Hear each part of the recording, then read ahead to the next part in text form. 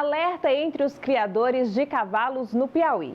Relatórios apontam uma crescente em casos de equinos diagnosticados com a doença de mormo, uma zoonose sem cura infectocontagiosa que pode ser transmitida ao ser humano. Veja na reportagem. Criadores de cavalos vivem um momento de extrema preocupação no Piauí. Nos últimos 2 meses, o estado registrou uma crescente em cavalos diagnosticados com mormo, uma zoonose sem cura, infectocontagiosa, que acomete primeiro os equídeos e pode ser transmitida eventualmente a outros animais e ao ser humano. Com propriedade em Teresina, Carlos Tourinho tem um caso registrado da doença. O cavalo, que foi um presente para o filho de 5 anos, não apresenta sintomas. Por causa dessas incertezas, a gente vai ter que entregar o cavalo à Agência de Desenvolvimento Agrário, apesar da própria agência já ter ido, após algum tempo já de interditado, algum tempo de isolamento que o cavalo está passando num local não agradável por questão de nossas temperaturas serem altas e não é baia, não é nada, é apenas um curral separado. Passa o dia todo pegando sol, apesar de em nenhum momento eu ter deixado de fornecer capim e ração a ele.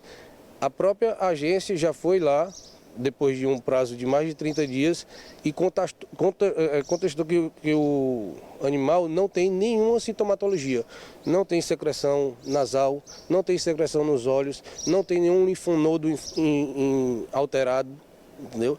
E mesmo assim, a gente fica de mãos atadas porque se o resultado deu positivo, né, a gente parte do princípio que a gente tem que acreditar naquele exame que foi feito e a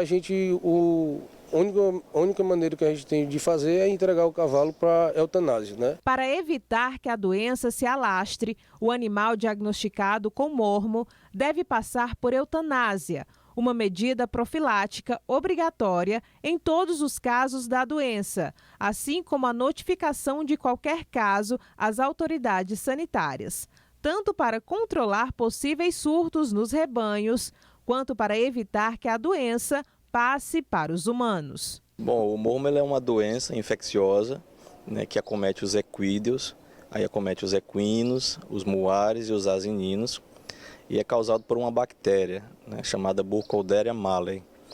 Então essa bactéria ela acomete o trato respiratório desses animais, dos equídeos, e causa quadros de infecção respiratória, né, causando secreção, os sintomas são secreção, etc. Então o quadro mais comum é o respiratório. Mas pode ter outros sintomas clínicos ligados a outros sistemas do corpo, como por exemplo a pele, né, e se inicia algumas lesões, alguns nódulos, seguindo o fluxo dos vasos linfáticos, que chama lesões em rosário, né, parece um rosário, um terço. Então pode acometer outros sistemas. Também pode acometer a parte externa do sistema respiratório, que é a mucosa nasal, né, causando úlcera, etc.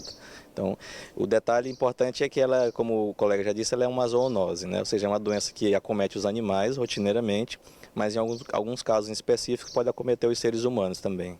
Dúvida frequente entre os criadores, Lauro Feitosa nos explica também como acontece o falso positivo. Você tem 2 testes de triagem, ou seja, aquele teste mais usado com mais frequência para identificar os animais possivelmente positivos, que é o teste da fixação do complemento e o teste de ELISA, que são testes sorológicos, né? Se utilizam o soro do animal.